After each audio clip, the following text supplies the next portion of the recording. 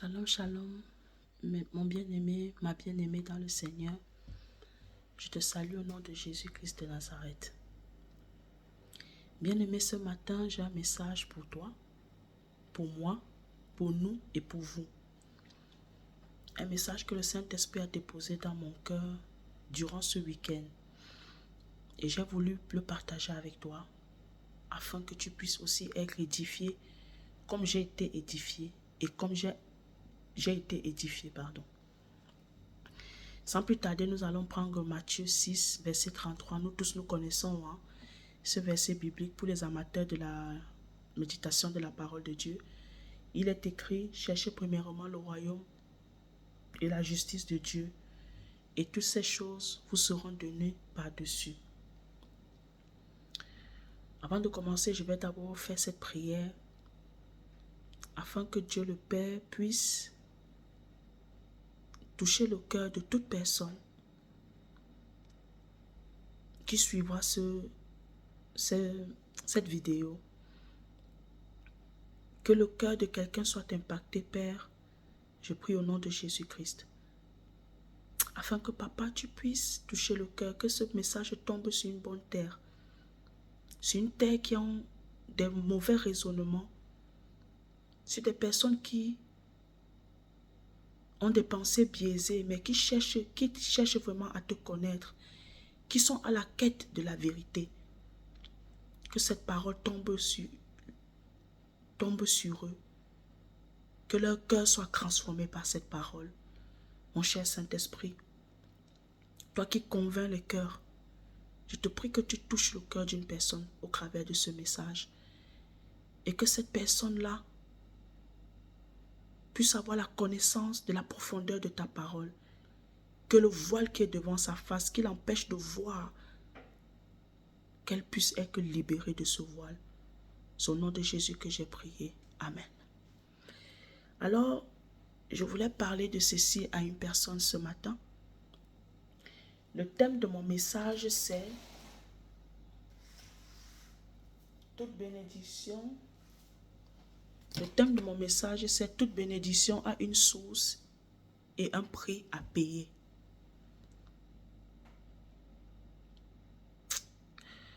Lorsque le Saint-Esprit a déposé ce message dans mon cœur, il m'a expliqué, la manière que je vais vous expliquer, c'est de la même manière que lui, il m'a expliqué. Il m'a dit ceci, il a déposé ceci dans mon cœur, il m'a dit, tu vois, nous les chrétiens, pourquoi nous ne sommes pas heureux? Pourquoi nous sommes toujours à la quête du bonheur, de la joie? Pourquoi on est toujours à la quête de la paix? Pourquoi on est des chrétiens insatiables? C'est tout simplement parce que nous ne faisons pas ce que Dieu attend de nous. Il m'a montré l'exemple de Salomon. Lorsque Salomon devait remplacer son papa en tant que roi, Salomon a élevé un autel à Dieu de 1000 animaux, 1000 holocaustes. Ça a tellement touché le cœur de Dieu que dans le songe, Dieu est venu parler à Salomon. Dieu a demandé à Salomon, qu'est-ce que tu aimerais que je fasse pour toi? La parole de Dieu dit, Salomon n'a pas demandé qu'on tue ses ennemis. Salomon n'a pas demandé les richesses. La seule chose que Salomon a demandé à Dieu, c'est que, Éternel, donne-moi la sagesse afin de mieux diriger ton peuple. La réponse de Salomon a plu à Dieu. Pourquoi? Parce que Salomon ne s'est pas intéressé aux richesses. Il ne s'est pas intéressé à la mort de ses ennemis. Mais il s'est intéressé à ce qui était essentiel. Servir Dieu au travers de son peuple. Servir Dieu avec excellence au travers de son peuple. Salomon était conscient que sans la sagesse qui vient de Dieu, il sera limité. Salomon était conscient que si Dieu ne marchait pas avec lui, il ne pourrait arriver à rien. Il n'allait arriver à rien. Voilà pourquoi Salomon a demandé ce qui était primordial pour lui, ce qui était essentiel pour lui, ce qui était essentiel pour Dieu est devenu essentiel pour Salomon. Regardons les gens de ce monde. Ils ont tout ce qu'ils ont, ces riches de ce monde, mais ils ne sont pas heureux. Ils ont tout l'argent, ils ont des jolis bijoux, des jolies voitures, des belles maisons, mais ils ne sont pas heureux. Ils sont toujours à la quête du bonheur. Pourquoi? Parce qu'ils ont fait le concret de ce qu'ils étaient censés faire. Ils ont dévancé le processus. Je m'explique. Ils ont dévancé le processus. La parole de Dieu dit, cherche premièrement le royaume et la justice de Dieu. Et tout ce que tu veux, les désirs de ton cœur, les plaisirs te seront donnés lorsque tu auras trouvé, cherché et trouvé le royaume et la justice de Dieu. Lorsque j'ai intitulé mon thème, j'ai dit toute bénédiction a une source. La source véritable d'un véritable chrétien, c'est de faire de la priorité de Dieu sa priorité. Lorsqu'on dit cherche premièrement le royaume, c'est la base de la bénédiction. C'est la base, la source. C'est ce qui te produira, qui t'inchronisera dans les promesses de Dieu pour ta vie. Je prends l'exemple de quelqu'un qui veut se marier. Oh Seigneur, je veux me marier. Je veux avoir une femme comme ça, je veux avoir un mari comme ça. Pour Dieu, ce n'est pas une question d'avoir une femme et un mari comme ça. Dieu va te dire, ma fille, mon fils, il faut d'abord que je te façonne. Il faut que je te change. Toi, tu vas te fâcher parce que toi, tu vas te dire que je lui ai demandé le mariage. Comment il peut me dire que lui va me façonner? Comment il peut dire que lui va me changer? Dieu va te changer. Pourquoi? Il veut te façonner. Pourquoi? Parce que c'est au travers de ce façonnage, de cette transformation, que l'homme que lui, il a destiné pour toi, l'homme selon ton cœur, se manifestera. Mais toi, tu vas directement vouloir que Dieu t'envoie dans le mariage. Et voilà pourquoi beaucoup de gens, aujourd'hui, ce n'est pas Dieu qui les a bénis avec le mariage, c'est eux-mêmes qui se sont bénis et aujourd'hui sont en train de subir les conséquences de leur propre bénédiction à eux-mêmes. C'est comme aujourd'hui, tu pries, ah papa, je veux me marier ou bien je veux un bon travail. Dieu va te dire, Dieu ne va pas te répondre, mais il va te donner l'appartement. Tu vivais dans un appartement instable, temporaire, qui n'était pas peut-être ton appartement. Et Dieu ne voulant pas te donner un travail, qui à la fin, parce que lui, il voit de loin, il sait que cet appartement-là, tu ne resteras pas là-bas. Cet appartement, il est temporaire, peut-être c'est un appartement d'urgence. Ce sont des exemples que je prends, pour vous faire comprendre un peu le message. Dieu sait que cet appartement où tu vis, c'est un appartement d'urgence, temporaire. Donc, il ne peut pas te donner un travail tant qu'il ne t'a pas donné d'abord l'essentiel, un appartement stable, un appartement que tu peux rester des années sans que tu ne subisses aucun chagrin. Et c'est par la suite que Dieu te donnera le travail. Parce que le travail que Dieu va te donner, ça ne sera pas un travail instable qui va t'apporter le chagrin. Ce qui veut dire quoi? Imaginons un instant, je prends l'exemple, moi je suis en Suisse. Tu habites peut-être à Genève. Bon, je prends l'exemple, je suis en Suisse. Tu avais un appartement temporaire à Genève. Et puis maintenant, Dieu te donne un appartement à Lausanne. Tu te vois le chagrin que tu auras? Tu travailles à Lausanne. Tu avais un appartement à Genève qui est un appartement temporaire, pas fixe. Et puis tu trouves un travail à Genève. Et maintenant tu déménages de Genève pour aller à Lausanne dans un appartement stable, à ton nom. Tu as été établi. C'est vraiment les choses bien faites.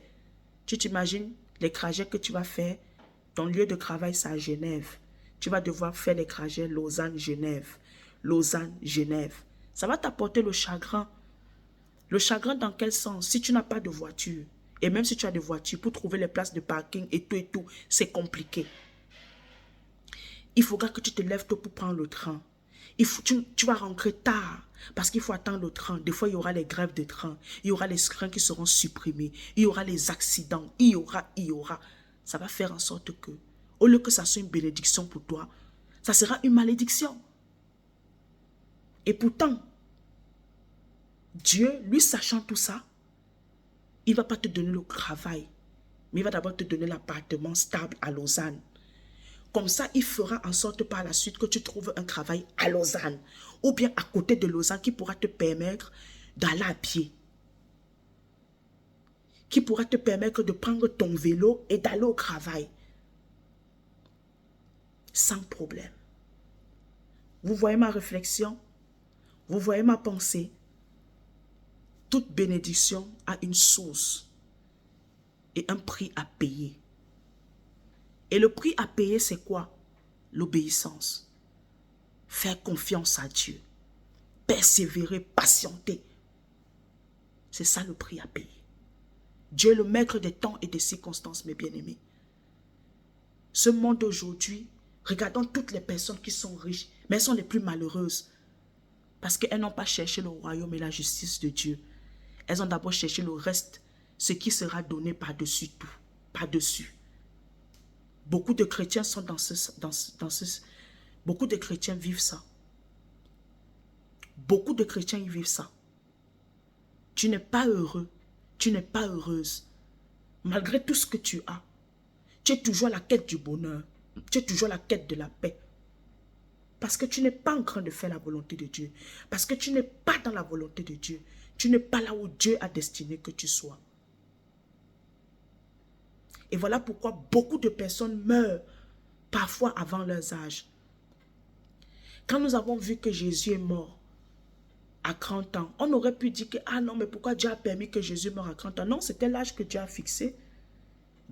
Nous ne sommes pas appelés sur cette terre pour rester longtemps. Hein. Nous sommes en mission. Jésus a fini ce qu'il avait fait. Et Dieu avait estimé que la mission de Jésus, c'était 3 ans. Après, il quitte. C'était un message de Dieu pour nous dire que nous-mêmes, nous sommes en mission, nous sommes en pèlerinage. Notre véritable maison, ce n'est pas la terre. Ce n'est pas les maisons que nous habitons, que nous voyons physiques. C'est notre maison là-bas dans le lieu céleste. Avec Jésus, avec Dieu le Père. Beaucoup de gens aujourd'hui vont voir quelqu'un qui est mort, il est chrétien, vraiment, il a vraiment servi Dieu de tout son cœur. Il est mort peut-être qu'à 30 ans, 40 ans, 41 ans, 45 ans. Les gens vont dire, ah mais pourquoi Dieu a permis ça? Non, c'était le temps que Dieu a fixé pour lui. Il a fini ce qu'il avait à faire. Il reste faire quoi là? Si il a fini ce qu'il a à faire, s'il reste là, il va se détourner de Dieu. Il va pécher.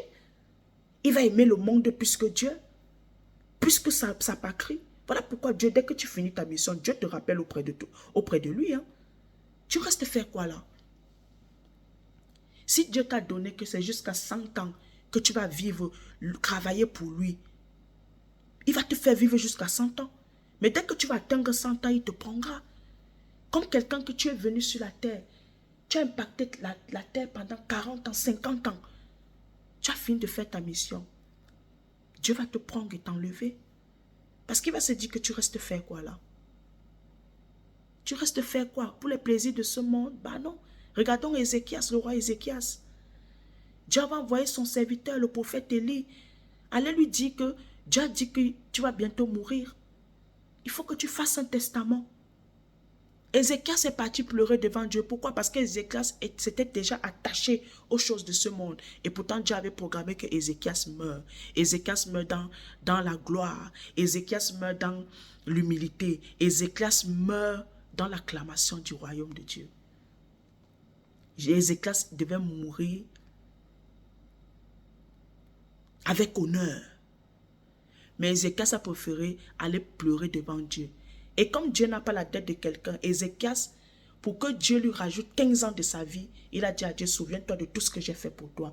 Souviens-toi des orphelins, des veuves que j'ai pris soin, du bien que j'ai fait pour ta gloire.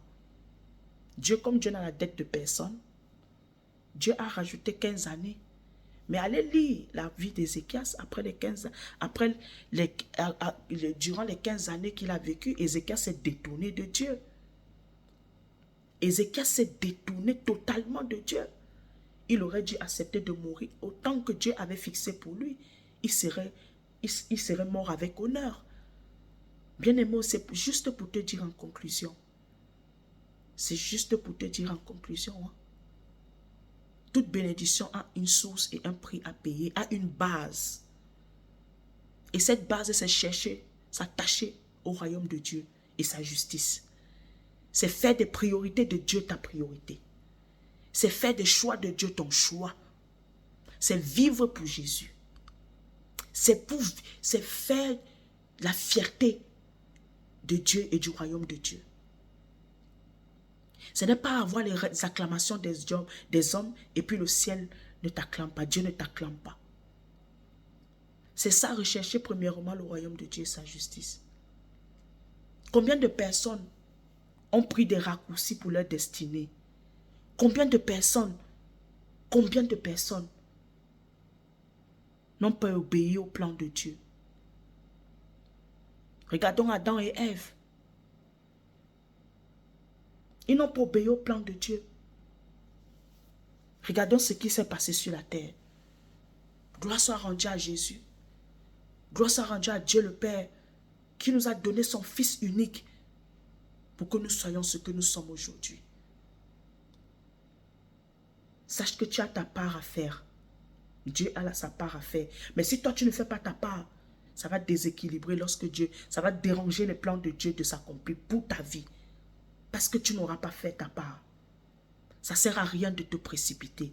Dieu est le maître des temps et des circonstances. Il connaît ta situation. Il sait ce par quoi tu passes. Fais-lui confiance. Obéis-le. S'il te dit que ta bénédiction se trouve lorsque tu resteras à mes pieds, reste à ses pieds. Lorsqu'il te dit ta bénédiction se trouve lorsque tu prendras soin des veuves et des orphelins, fais l'œuvre. S'il te dit que ta bénédiction se trouve lorsque tu vas évangéliser, évangélise.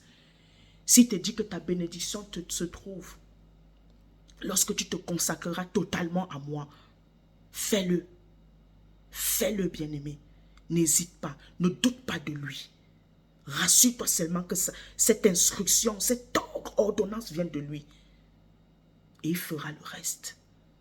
Ta part, c'est de lui obéir. C'est tout ce qu'il nous demande. La foi, l'amour, l'obéissance, la soumission. Que Dieu te bénisse abondamment. J'espère que ce message touchera ton cœur. Et si tu veux le partager, partage-le à une personne. Partage-le à une personne. Tu sais, les temps deviennent mauvais. Et nous devons encore amplifier notre appartenance à Jésus. Nous devons encore vraiment nous attacher à Christ.